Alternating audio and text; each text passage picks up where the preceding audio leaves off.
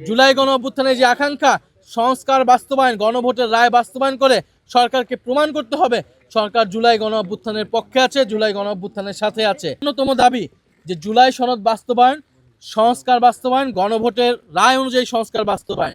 আমরা দেখলাম এই নির্বাচনের যে গণভোট এবং নির্বাচনের অন্যতম কমিটমেন্ট ছিল রাষ্ট্র কাঠামোর সংস্কার, বৈষম্যহীন বাংলাদেশ।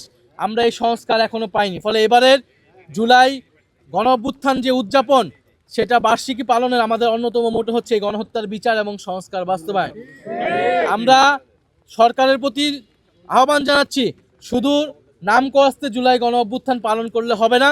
জুলাই গণ অভ্যুত্থানের যে আকাঙ্ক্ষা সংস্কার বাস্তবায়ন, গণভোটের রায় বাস্তবায়ন করে সরকারকে প্রমাণ করতে হবে সরকার জুলাই গণ অভ্যুত্থানের পক্ষে আছে, জুলাই গণ অভ্যুত্থানের সাথে আছে।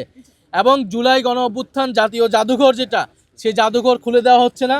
5ই আগস্টের মধ্যে জুলাই জাতীয় জাদুঘর খুলে দিতে হবে, না হলে জনগণ নিজেরাই সেই জাদুঘর কিন্তু খুলে নেবে এবং নিজেরাই সেই জাদুঘরে যাওয়ার ব্যবস্থা করবে। এবং আমরা দুঃখজনকভাবে দেখছি যে ইন্টারিম গভর্নমেন্টের সময়ে এই পুরা 36 দিন ব্যাপী সরকারের নানা রকম কার্যক্রম এবং স্মৃতি কার্যক্রম ছিল। আমরা এই সরকারের পক্ষ থেকে এখন পর্যন্ত আনুষ্ঠানিক কোনো কার্যক্রম আমরা দেখতে পাচ্ছি না এবং আমরা কোনো ধরনের তাদের কর্মসূচি ঘোষণা দেখতে পাচ্ছি না। ফলে আমরা আশা করব সরকার দ্রুত সময়ের মধ্যে এটা ঘোষণা করবে।